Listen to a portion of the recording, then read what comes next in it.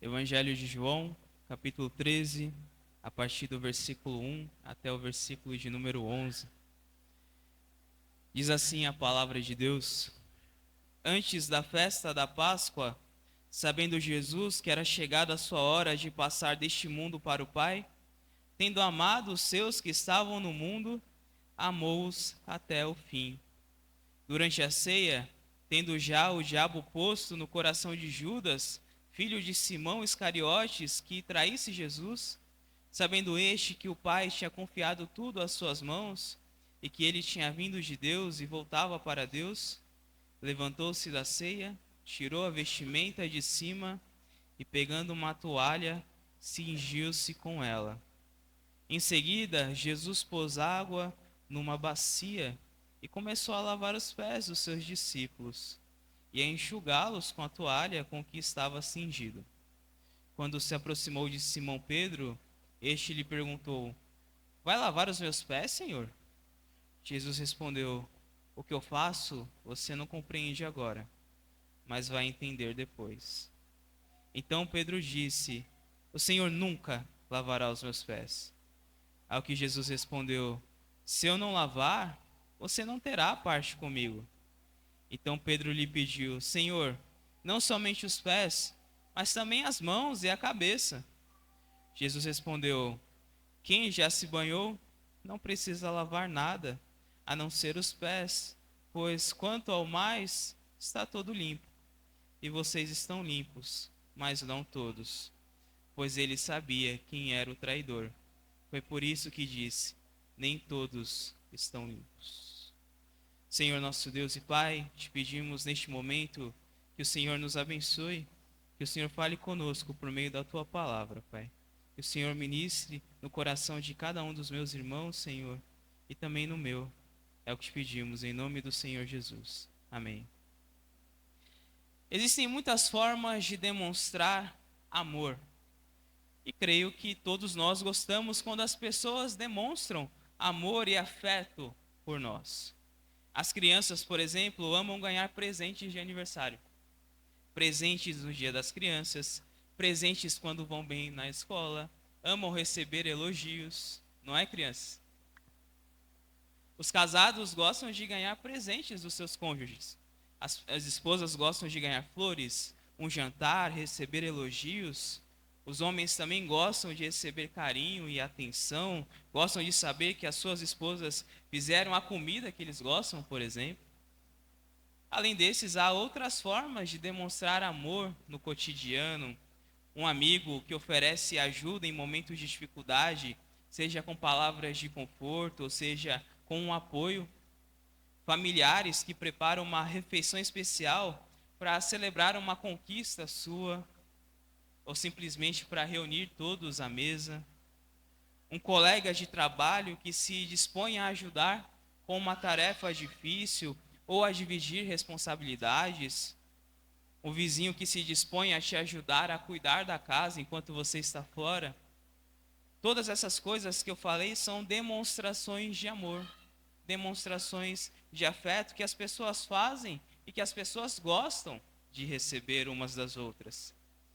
Isso tudo nos mostra que não adianta apenas dizer que nós amamos alguém, mas tem que demonstrar na prática esse amor. Nesse texto que nós lemos, de João 13, nós veremos como o amor de Jesus é demonstrado na prática. Como o amor de Jesus é demonstrado na prática. E a primeira coisa que eu quero destacar aqui nesse texto é que o amor de Jesus é infinito. Versículo 1 diz: Antes da festa da Páscoa, sabendo Jesus que era chegada a sua hora de passar deste mundo para o Pai, tendo amado os seus que estavam no mundo, amou-os até ao fim. João vai escrever aqui no seu evangelho inicialmente a respeito de 3 anos do ministério de Jesus. Isso vai do capítulo 1 até o capítulo 11. Então o apóstolo João vai usar 11 capítulos para falar a respeito dos sinais que ocorreram ali nesse período de 3 anos do ministério de Jesus. O capítulo 12, ele vai narrar os acontecimentos da última semana de Jesus antes da sua crucificação. Então perceba que existe uma ordem cronológica dos eventos. Capítulo 1 a 11, João vai narrar ali 3 anos do ministério de Jesus. Depois, no capítulo 12, João vai narrar uma semana do ministério de Jesus, ou melhor, a última semana do ministério de Jesus. E agora, a partir do capítulo 13 e por mais 6 capítulos, João vai narrar a última noite de Jesus antes da sua crucificação. Havia chegado a hora, é o que diz no versículo 1. Jesus sabia que era chegado a sua hora de passar deste mundo para o Pai. E no versículo 1 é dito que isso ocorreu antes da festa da Páscoa. E Jesus, o Cordeiro de Deus, estava pronto. Havia chegado a hora do Cordeiro ser imolado, ser morto. Jesus, sendo a verdadeira Páscoa, deveria ser morto. Veja, Jesus sabia que o momento da sua crucificação seria um momento muito difícil para os seus discípulos. Seria um baque muito grande ver aquele homem que eles caminharam por tanto tempo sendo pendurado no madeiro. E é por isso que Jesus então aproveita essa noite para animar os seus discípulos, para encorajá-los. E no final do verso 1 é dito que Jesus, tendo amado os seus que estavam no mundo, amou-os até o fim. Meus irmãos, o amor de Deus não é igual ao nosso. O amor de Deus é incondicional, muito diferente do nosso próprio amor. Nós, quando amamos uma pessoa, temos em vista que aquela pessoa ande na linha que nós definimos para ela. Nós temos em vista que aquela pessoa ande segundo a régua que nós definimos nas nossas cabeças. E quando essa pessoa se desvia dessa linha, se desvia dessa régua, então a gente se decepciona com essas pessoas. E muitos até mesmo acabam perdendo o interesse. O amor acaba morrendo. Nosso amor, ele é condicional. Mas o amor de Deus não. O amor de Deus é incondicional. O principal dos pecadores pode ir a Jesus com ousadia e confiar no seu perdão. Jesus se deleita em receber pecadores. Jesus não nos lança fora por causa dos nossos fracassos. Ele jamais nos rejeita por causa das nossas fraquezas. Aqueles a quem Jesus ama desde o princípio, Ele ama até o fim. Aqueles que vão a Ele jamais serão lançados fora. Paulo vai dizer em Romanos 5 que Deus prova o seu próprio amor para conosco pelo fato de Cristo ter morrido por nós quando ainda éramos pecadores. Jesus nos amou ao ponto de deixar a sua glória, entrar no mundo, se fazer carne, se tornar pobre, ser perseguido, odiado, zombado, cuspido, pregado numa cruz, carregado sobre o seu corpo no madeiro os nossos pecados e morrer por nós numa cruz. Esse é um amor imenso, esse é o amor eterno e infinito de Cristo Jesus. E por mais que o amor de Deus seja incondicional, nós devemos nos lembrar que esse amor de Cristo é também um amor transformador. Aqueles que são de fato amados por Cristo são transformados pelo amor de Deus. Não é um amor que deixa a pessoa do jeito que ela está, no pecado, afundada. Não, mas é um amor que transforma, um amor que nos redime, um amor que gera transformação. O amor de Jesus é perfeito, é transformador, é um amor infinito. E nós somos chamados a amar uns aos outros porque Cristo amou aos seus discípulos até ao fim. E Cristo ama a sua igreja por toda a eternidade. O apóstolo João, na sua primeira carta, no capítulo 10, versículo 11, vai dizer: nisto consiste o amor, não em que nós tenhamos amado a Deus, mas em que Ele nos amou e enviou o seu Filho como propiciação pelos nossos pecados. Amados, Se Deus nos amou de tal maneira, nós também devemos amar uns aos outros. O que a gente pode ver aqui é que o amor de Cristo é infinito. Em segundo lugar, o que nós podemos ver nesse texto é que o amor de Jesus o leva a servir aos seus discípulos. Observe comigo o versículo de número 2 a 5. É dito: durante a ceia, tendo já o diabo posto no coração de Judas, filho de Simão Iscariotes, que traísse Jesus, sabendo este que o Pai tinha confiado tudo às suas mãos e que ele tinha vindo de Deus e voltava para Deus, levantou-se da ceia, tirou a vestimenta de cima e, pegando uma toalha, cingiu-se com ela. Em seguida, Jesus pôs água numa bacia e começou a lavar os pés dos discípulos e a enxugá-los com a toalha com que estava cingido. João segue aqui a sua narrativa e é muito provável que Jesus e os seus discípulos tivessem vindo de Betânia, com os pés protegidos, obviamente, só por sandálias. Isso fazia com que os pés do povo de Israel vivesse constantemente sujo, já que aquele se tratava de um lugar extremamente poeirento, cheio de areia. E nessas circunstâncias, lavar os pés era um costume muito comum.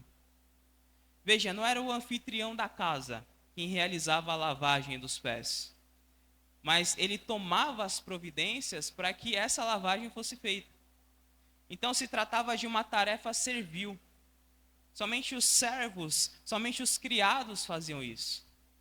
Essa era a tarefa mais baixa que um servo poderia fazer naquela época.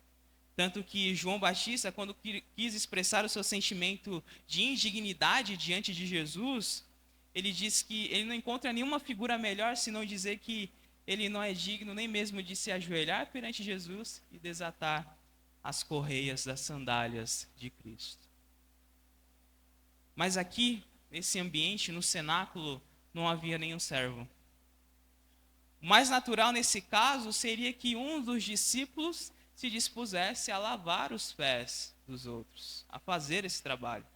Mas nenhum deles teve essa disposição. A verdade é que até esse momento da história, os discípulos eram muito orgulhosos. Em Lucas 22, versículo 24, muito provavelmente um versículo que segue a ordem cronológica disso que está acontecendo aqui em João, é dito que surgiu entre os discípulos uma discussão sobre qual deles parecia ser o maior. E esse assunto de qual deles seria o maior é algo que surge constantemente ao longo dos evangelhos. Eles não haviam compreendido que maior é aquele que serve, não aquele que é servido. Veja a descrição da cena. No cenáculo, ali tudo estava pronto. Ali estava o jarro e a bacia, ali estava a toalha de linho, havia água no jarro, mas ninguém se mexia. É muito provável que cada um dos discípulos estivesse esperando que o outro fizesse esse trabalho, que o outro se dispusesse a lavar os pés uns dos outros. E entre esses discípulos estava um homem que, nesse exato momento, estava determinado a trair Jesus por 30 moedas de prata. E foi diante desse cenário que Jesus se levantou da mesa, pôs de lado as suas vestes, tomou uma toalha de linho, a prendeu em volta da cintura e ele então começou a lavar os pés dos seus discípulos, inclusive de Judas, o traidor. E perceba que o texto ele dá destaque para mostrar que Jesus sabia quem ele era. Jesus sabia que ele era o Filho de Deus. Jesus sabia que o Pai havia confiado tudo nas suas mãos e que ele estava voltando para o Pai. Se tinha alguém naquela mesa que poderia se dizer de fato grande, era o próprio Cristo. O maior de todos os homens estava ali, diante dos discípulos, o próprio Senhor Jesus. Mas ainda assim, ele, naquele momento, assume a forma de servo. Ele serve os seus discípulos naquela que seria talvez a tarefa mais baixa que um criado poderia fazer. Jesus, quando ele faz isso, ele repreende o orgulho dos discípulos.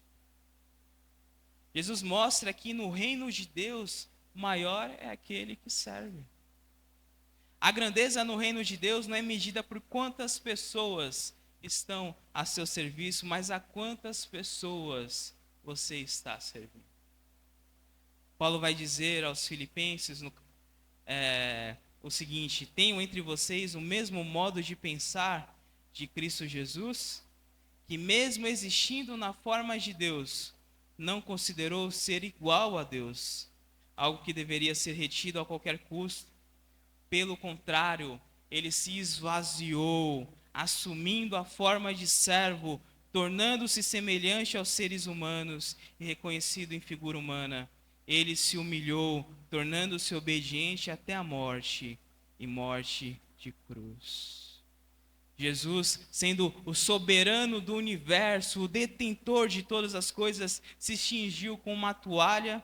Ele, sendo o rei dos reis, se inclinou para lavar os pés sujos dos seus discípulos. E como nós precisamos aprender essa lição de Cristo. Há muitas pessoas que se consideram superiores umas às outras. Pessoas que acham que estão acima das outras. Pessoas que se colocam num pedestal, mas que estão pouco dispostas a servir aos seus irmãos. A humildade de Jesus repreende o nosso orgulho. Um comentarista vai dizer que o mundo se encontra cheio de gente que está de pé sobre a sua dignidade, quando deveria estar ajoelhada aos pés dos seus irmãos. A verdade é que na igreja há muitas pessoas querendo ser servidas e poucas querendo servir. Há muitas pessoas que pensam serem alguma coisa e poucas que assumem a sua indignidade e se comprometem a servir aos seus irmãos. Temos que nos lembrar sempre que o reino de Deus é, em primeiro lugar, um reino de servos. Um reino de homens e mulheres que foram resgatados pelo sangue de Cristo, não para serem servidas, mas para servirem umas às outras. Pessoas que sabem que são indignas do sangue precioso derramado por Cristo Jesus na cruz do Calvário. E por isso reconhecem que o maior ato de agradecimento que elas podem ter por isso é servirem umas às outras, é servirem a igreja de Cristo, que foi comprada pelo sangue dele. É assim que nós demonstramos amor pela igreja de Cristo, servindo uns aos outros com amor, tendo o mesmo modo de pensar de Cristo Jesus, que mesmo sendo Deus, não considerou ser igual a Deus. Antes, a si mesmo se esvaziou, assumindo a forma de servo. Vimos em primeiro lugar que o amor de Jesus é infinito. Vimos em segundo lugar que o amor de Jesus o leva a servir aos seus discípulos. E veremos agora em terceiro e último lugar que o amor de Jesus purifica. Versículos 6 a 11 diz: quando se aproximou de Simão Pedro, este lhe perguntou: vai lavar os meus pés, Senhor? Este respondeu: o que eu faço você não compreende agora, mas vai entender depois. Então Pedro disse: o Senhor nunca lavará os meus pés. Ao que Jesus respondeu: se eu não lavar, você não terá parte comigo. Então Pedro lhe pediu: Senhor, não somente os pés, mas também as mãos e a cabeça. E Jesus respondeu: quem já se banhou não precisa lavar nada, a não ser os pés, pois quanto ao mais está todo limpo, e vocês estão limpos, mas não todos. Pois ele sabia quem era o traidor. Foi por isso que disse: nem todos estão limpos.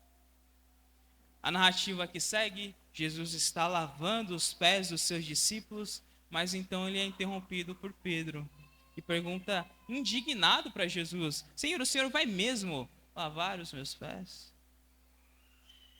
É bem possível que os discípulos aceitassem lavar os pés de Jesus. Mas a ideia do próprio Cristo, ajoelhado diante deles, lavando os seus pés, parecia algo absurdo. E por mais que apenas Pedro tenha sido o único que teve coragem de falar o que passava na sua mente, a verdade é que muito provavelmente todos os discípulos estavam pensando a mesma coisa. Jesus então diz para Pedro que ele não compreendia naquele momento, mas que chegaria um momento em que Pedro e os demais compreenderiam esse ato de Jesus. E é então que Pedro diz no verso 9: Senhor, então não lava somente os meus pés, mas as mãos e a cabeça também.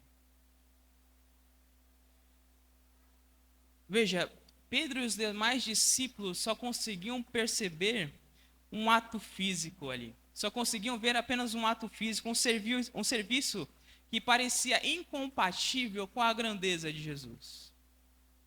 Eles não conseguiam ver o significado espiritual de tudo aquilo. Pedro precisava entender o que era ser lavado por Cristo. E aqui Jesus não estava falando sobre uma lavagem física, mas sobre uma lavagem espiritual. Quem não for lavado, purificado, justificado e santificado por Cristo, não tem parte com Ele. Cristo precisa nos lavar para que nós reinemos com Ele em sua glória. Cristo precisa nos lavar para nós estarmos unidos a Ele. Precisamos estar lavados pelo sangue do Cordeiro para que possamos ter comunhão com Ele. E então experimentar de fato o seu amor. Mas os discípulos não conseguiam compreender o que é o amor de Jesus.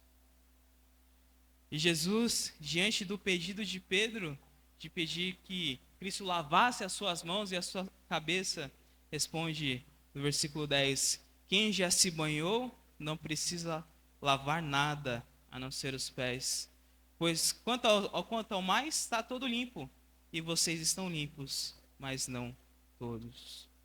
Jesus aqui está basicamente dizendo o seguinte: vocês são os meus discípulos, e sendo meus discípulos, vocês já se banharam. E o banho aqui é sinônimo de salvação. Jesus está dizendo que os seus discípulos já foram salvos, mas o que eles precisavam naquele momento era de purificação. Daí vem a ideia de lavagem dos pés. O que Jesus está ensinando é que aqueles que se lavaram completamente no sangue derramado por Ele no madeiro, não precisam se lavar de novo. Aqueles que já se lavaram já estão salvos, mas eles precisam de santificação, eles precisam de purificação, eles precisam lavar os seus pés constantemente. Quando um pecador confia em Jesus, esse pecador ele é banhado completamente. Seus pecados são perdoados e Deus nunca mais se lembra desses pecados. Mas como nós vivemos neste mundo e caminhamos neste mundo, nós precisamos constantemente de purificação. Veja, não precisamos ser lavados completamente. Essa lavagem já ocorreu quando confiamos em Jesus, quando entregamos as nossas vidas a Ele. Mas precisamos que Ele venha e lave os nossos pés. O apóstolo João, na sua primeira carta, no capítulo 1, versículo 9, diz: se confessarmos os nossos pecados, Ele é fiel e justo para nos perdoar os pecados e nos purificar de toda a injustiça. O sacrifício definitivo de Cristo na cruz é administrado constantemente nas nossas vidas, nos purificando, limpando os nossos pés à medida em que caminhamos neste mundo. Esse é o amor de Cristo. Um amor que nos limpa, que nos purifica de todos os nossos pecados. E no final do verso 9, ou melhor, no final do verso 10, verso 11, é dito: vocês estão limpos, mas não todos, pois ele sabia quem era o traidor. Foi por isso que disse: nem todos estão limpos. Os discípulos de Jesus, os 12, estavam ali presentes, haviam caminhado com Jesus, haviam visto o amor de Jesus, mas havia um dentre eles que não havia experimentado o amor de Jesus. E esse era Judas, que mesmo que tivesse tido seus pés lavados por Jesus naquele momento, por mais que tivesse recebido o símbolo daquela lavagem que Jesus estava fazendo, Judas não havia recebido a essência, que é a purificação. Judas não havia sido justificado. Judas era o traidor e não estava limpo como os outros discípulos. Concluindo, meus irmãos, como você demonstra amor? E em especial, como demonstra amor pela igreja de Cristo? Nós somos chamados a amar a igreja que Cristo comprou. Cristo pagou um alto preço pela sua igreja. E Ele nos chama a amá-la.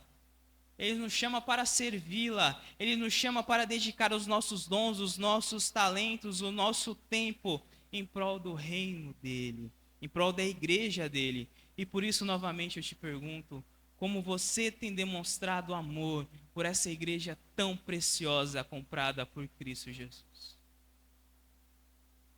Como você tem demonstrado gratidão pelo amor de Cristo por você? Eu creio que uma das formas de demonstrarmos gratidão a Deus por tudo que o Senhor fez por nós, pela lavagem completa que Ele efetuou em nós, é amando uns aos outros. Demonstrando o mesmo amor que Cristo demonstrou pela sua igreja. Nós somos chamados a demonstrar esse mesmo amor. Pedro, na sua primeira carta, no capítulo 4, versículo 8, diz: acima de tudo, porém, tenham muito amor uns para com os outros, porque o amor cobre a multidão de pecados. Somos amados e por isso nós devemos amar. Amém?